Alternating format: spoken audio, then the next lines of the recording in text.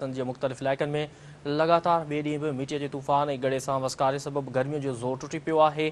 सखर शहर जे भरपासे तेज़ आंधारी ऐं गड़े सां बरसाति सबबि घरनि जा छपरा ऐं सोलर प्लेटूं उॾामी वयूं आहिनि।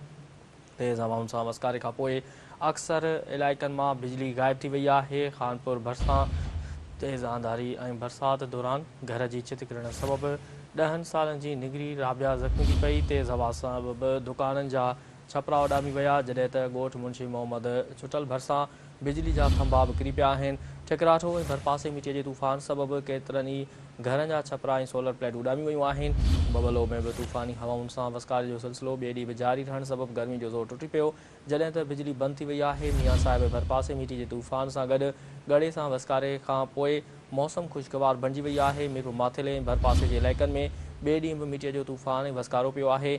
जरवार, हयात किताफ़ी, यारुलंड, दाद लगारी, ॻोठ जहांगपुर शरीफ़ ऐं इस्लाम लाशारी समेत केतिरनि ई ॻोठनि में आंधारे सबबि घरनि मथां पियल सोलर प्लेटूं उॾामी वयूं, जॾहिं त केतिरा ई कचा घर ढहण जा बि इतला आहिनि।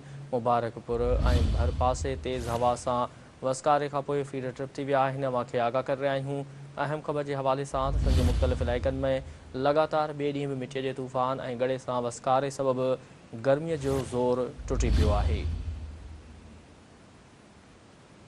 सखर शहर ऐं भरपासे तेज़ आंधारी ऐं गड़े सां बरसाति सबबि घरनि जा छपरा ऐं सोलर प्लेट उॾामी वयूं आहिनि। तेज़ हवाउनि सां वसकारे खां पोइ अक्सर इलाइक़नि मां बिजली बि ग़ाइब थी वई आहे। खानपुर भरिसां तेज़ आंधारी ऐं बरसाति दौरान घर जी छिति किरण सबबि 10 सालनि जी निगरी राबिया ज़ख़्मी थी पई। तेज़ हवा सबबि दुकाननि जा छपरा उॾामी विया, जॾहिं त ॻोठ मुंशी मोहम्मद छुटल भरिसां बिजली जा खंभा किरी पिया आहिनि।